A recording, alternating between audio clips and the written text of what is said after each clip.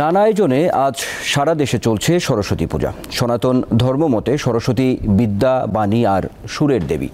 মাঘ মাসের শুক্লপক্ষের পঞ্চমী তিথিতে শুভ্র রাজহংসে চেপে দেবী সরস্বতী আসেন জগতে। গতকাল মধ্যরাতে প্রতিমা স্থাপন করে পুজোর আনুষ্ঠানিকতা সূচিত হয়েছে, চলবে আজ রাত পর্যন্ত।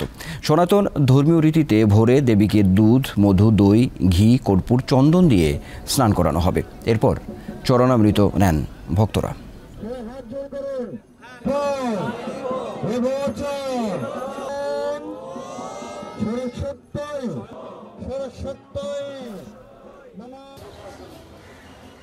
ঢাকা বিশ্ববিদ্যালয়ের জগন্নাথ হলে রয়েছে সহকর্মী লাবণী গুহ, তিনি যুক্ত হচ্ছেন সেখান থেকে। লাবণী, এই মুহূর্তে সরস্বতী পূজার কি কি আনুষ্ঠানিকতা চলছে আমাদের জানান।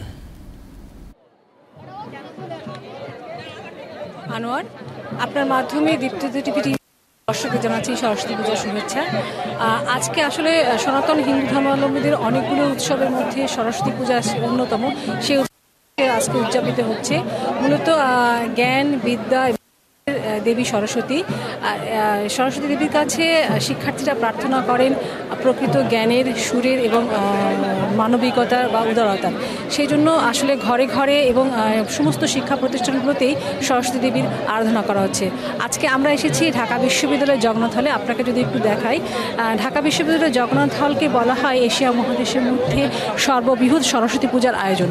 কেননা একসঙ্গে এতগুলো মণ্ডপে সরস্বতী পূজা আর কোথাও হয় বলে এখন পর্যন্ত জানা যায়নি, শুধুমাত্র ঢাকা বিশ্ববিদ্যালয়ে হয়।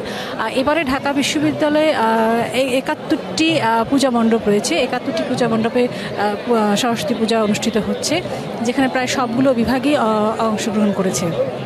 আমরা দেখতে পাচ্ছি যে আজকে সকালে যে একটু কুয়াশা ছিল, সেই কুয়াশা মাখা ভোর কাটিয়ে অনেকে শিক্ষার্থীরা যেমন তাদের বিভিন্ন ডিপার্টমেন্টের পূজাগুলোতে অংশগ্রহণ করছেন, সেই সঙ্গে এসেছেন বিশ্ববিদ্যালয়ের প্রাক্তন শিক্ষার্থীরা যারা ছিলেন, ছাত্রছাত্রীরা যারা ছিলেন, এখন যারা বিভিন্ন জায়গায় প্রতিষ্ঠিত, তারাও এসেছিলেন পূজার অঞ্জলি দিতে এবং প্রসাদ নিতে।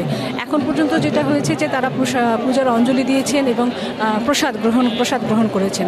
আপনাকে আরেকটা বিষয় জানিয়ে রেখেছি, এবার হিন্দু ধর্মের যে তিথি, সেই তিথি অনুযায়ী সরস্বতী পূজা আসলে ছিল মূলত দুদিন, গতকাল এবং আজকে।